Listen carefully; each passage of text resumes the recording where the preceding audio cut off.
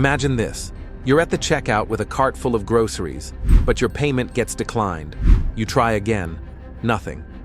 This isn't just an inconvenience. It's a serious problem.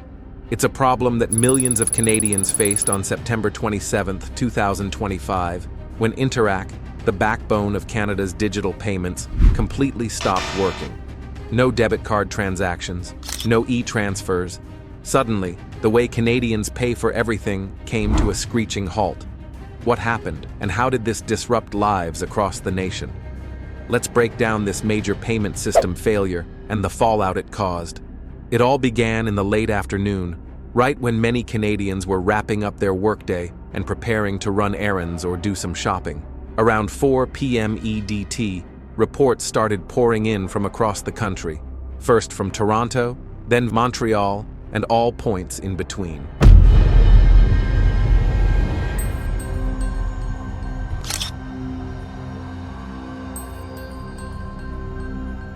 Canadians were suddenly faced with a frustrating reality.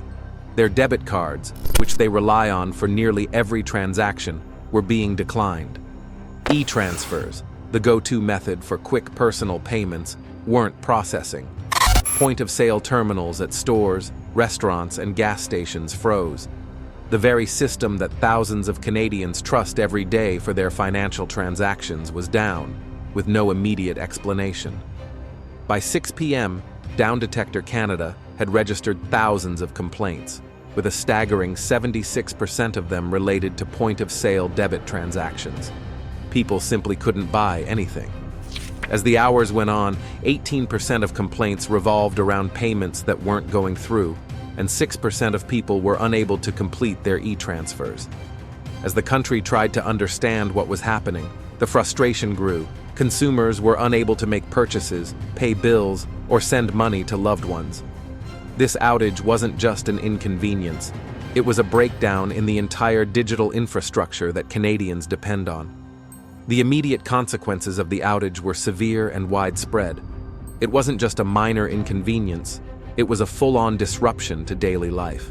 Grocery stores, for example, faced long lines of frustrated customers as debit cards were rejected at the checkout counter. Many customers, without enough cash or alternative payment methods, were forced to leave their groceries behind. Gas stations faced the same issue. Drivers couldn't pay at the pump, and station attendants were left apologizing to customers who couldn't fill their tanks. But the problem didn't stop there. Small businesses, particularly those relying on same-day payments and Interac e-transfers for liquidity, were hit hard. Without the ability to process payments, some small shops and cafes couldn't buy inventory, and others couldn't pay their staff. Businesses that operate on tight margins found themselves paralyzed, with no way to complete even the most basic financial transactions. Consumers also found themselves stranded. For those who didn't have access to credit cards or cash, this outage was a serious problem.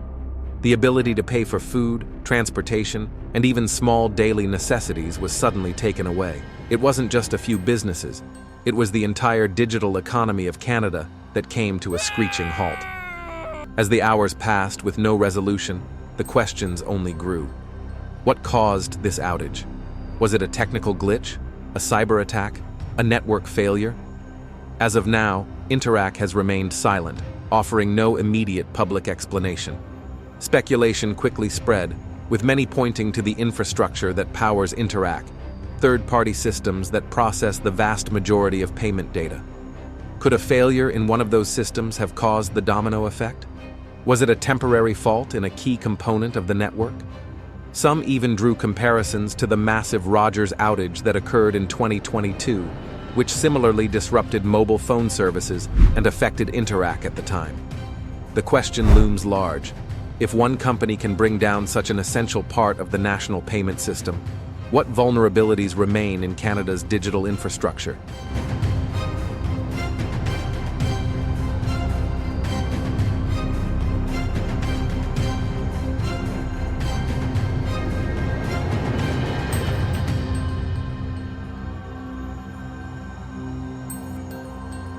The lack of transparency from Interac left many Canadians frustrated and anxious, as they were left in the dark about what was happening with their money. One of the most important lessons from this outage is the vulnerability of Canada's payment system. Interac, while a trusted and widely used service, is essentially a single point of failure for millions of Canadians. If something goes wrong with Interac's system, whether it's a technical fault, a cyber attack, or something else, the consequences are massive. Entire sectors of the economy grind to a halt, affecting businesses, consumers, and even government services that rely on seamless transactions. This outage should serve as a wake-up call for Canada's digital infrastructure. Financial experts are now calling for a diversification of payment systems, recommending stronger backup networks and even distributed systems to mitigate the impact of a similar event happening again. If we continue to rely on a single network for our financial transactions, the risk of complete disruption is always looming. There needs to be a contingency plan, a way to ensure that even if one system fails, another can pick up the slack. The importance of building a more resilient financial infrastructure has never been clearer. While Interac works tirelessly to restore full service, it's a good idea for Canadians to prepare for future disruptions. The first step is to always have a backup payment method. Carry a small amount of cash and use credit cards or mobile wallets as backup options. This will allow you to handle unexpected situations like the one on September 27th without scrambling for alternatives. Another important lesson is to stay informed. The breakdown in Canada's financial infrastructure left millions unable to make even the most basic transactions, highlighting the need for more robust, resilient systems. Canadians were left stranded, businesses were paralyzed, and the country came face to face with the reality that one point of failure in our digital economy can bring everything to a standstill. But this doesn't have to be the future. By advocating for stronger backup systems, diversifying payment networks, and preparing ourselves for emergencies, we can ensure that Canada's digital economy remains strong, secure, and ready for whatever comes next. Follow official Interac channels and trusted news outlets for real-time updates about the situation. In this digital age, staying connected and having access to information is crucial when systems fail. Make sure you're ready for any future outages by being proactive and prepared. For a deeper dive into this outage, how it unfolded, and what it means for the future of Canada's digital infrastructure, be sure to watch the full documentary on our channel. Stay informed, stay prepared, and let's work together to make sure this doesn't happen again. If you found this story interesting, make sure to like this video and subscribe for more updates on the latest news and stories that matter.